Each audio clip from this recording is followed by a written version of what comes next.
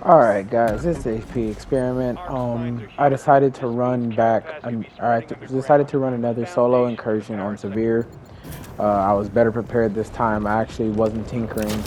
So I had Nomad with the paralysis grenades that I almost always run and a revive kit in the event that I go down.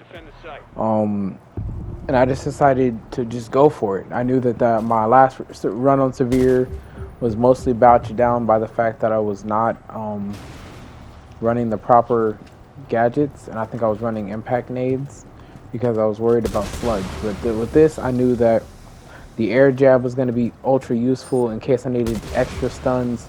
The paralysis grenades have always been reliable for me. The revive kit is, well, it's a revive kit. It's always useful in case I go down. I still ended up running into smashers here, but this time again, since I had the paralysis grenades, I was prepared. And I was handling things very well, at least I thought, but I did end up failing this. Spoiler alert! I ended up failing this uh, objective here just because I did let the bloaters get a little too close to the charge, and their gas was actually affecting the charge. I did not know that was actually a thing that could happen. I thought killing off the bloaters, their gas wouldn't affect the objective the way that it did. I figured out as things were going down that I actually could have used the air jab to get the gas out of there. But by that time, I had already had too many enemies flooding me. I hadn't lost too much health, so I got out of there just so I could have more health for later objectives. I was hoping to get some of my other studies done for last since I have not finished those yet. But I did not. I could not run into a lurker that is cloaked, and that's currently the study that I am stuck on. But I did kind of, smooth run this for the most part, health wise, because I was making sure, to keep my health up. I was making sure to be careful, to be stealthy.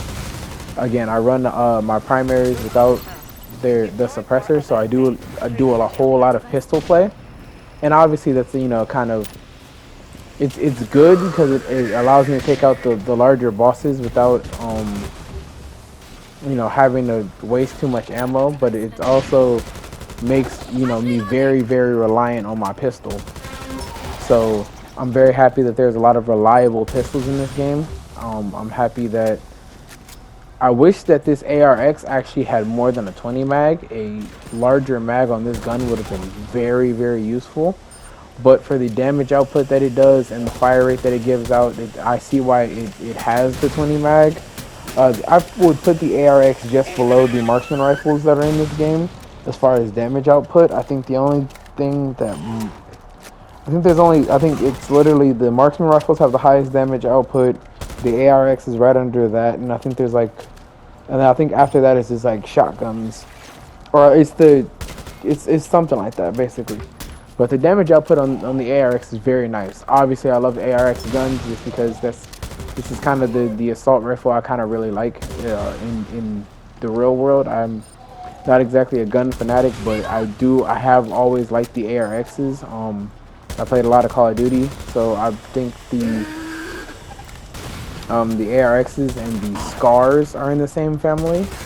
I believe the ARX and the SCAR is in like the same type of like gun component family. I don't really know the terminology for that, but I believe they all come from kind of like the same kind of components. But I was being very careful with this. I was actually surprised that they had spread out the aberrant nests the way that they did. It's not often that I see that I see them. Normally they're all kind of in a straight line in 2 or 3 rooms. In this one, they kind of made sure to spread it out. So I don't know if they did that in like an update to make the game quote unquote a little harder, because I did know that was kind of like a community cry that the game might be too easy, or it's too easy to just farm XP. So they might have upped the difficulty just a tad bit,